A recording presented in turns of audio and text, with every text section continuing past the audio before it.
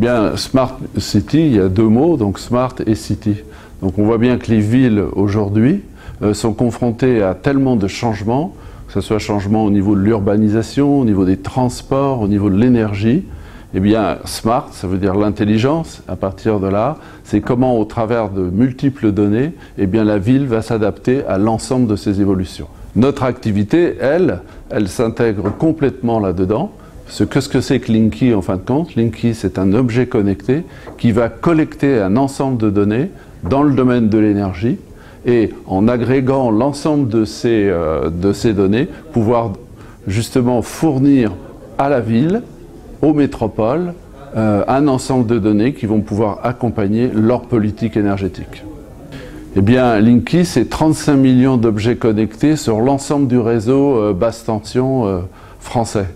Et donc à partir de là, il y a une somme de données qui vont pouvoir être traitées, alors à la fois pour mieux gérer nos investissements, à la fois pour répondre beaucoup mieux et beaucoup plus rapidement aux exigences des clients, et puis aussi vis-à-vis des collectivités territoriales, fournir des données qui vont accompagner leur politique énergétique et toutes les évolutions qu'elles ont à mener dans le futur.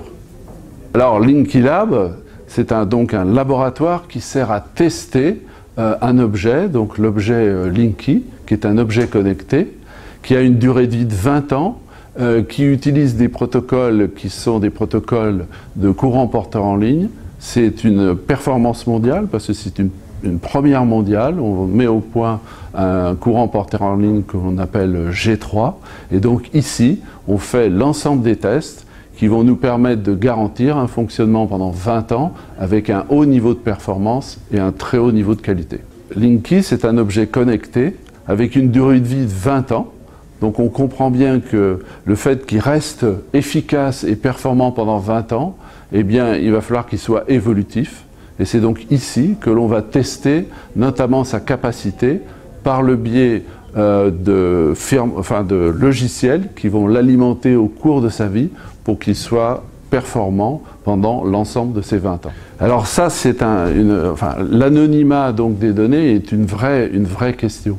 Parce que pour déployer Linky sur l'ensemble du territoire, il nous faut la confiance des consommateurs, c'est-à-dire qu'ils comprennent et qu'il y ait une protection vis-à-vis de l'utilisation des données. Donc pour pouvoir faire bénéficier de ces données vis-à-vis des acteurs donc, du marché, comme les fournisseurs, eh bien nous allons demander aux clients des consentements.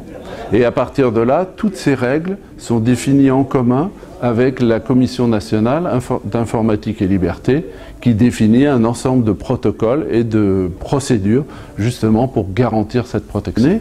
Maintenant, ce qui est intéressant, c'est de traiter le problème de l'accès, parce que si on met en place l'ensemble de ces objets connectés, c'est pour pouvoir fournir un ensemble de données, et notamment vis-à-vis des collectivités territoriales qui ont besoin, pour accompagner leur politique d'énergie locale, d'avoir ces données, justement, pour pouvoir gérer mieux leurs investissements, créer une zone dans laquelle ils vont être beaucoup plus responsables et acteurs dans le cadre de leur politique énergétique.